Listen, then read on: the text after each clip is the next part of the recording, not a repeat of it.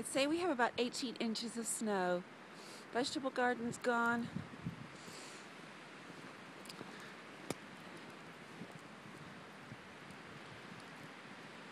Car, it's my son's car. It's completely buried. Oh, well, it looks like I won't be sitting in the sun today. Oh my goodness. It is beautiful though. This is Nemo. This is 2013. Haven't got any trees down that I'm aware of, and our power is still on, so we have much to be grateful for this morning.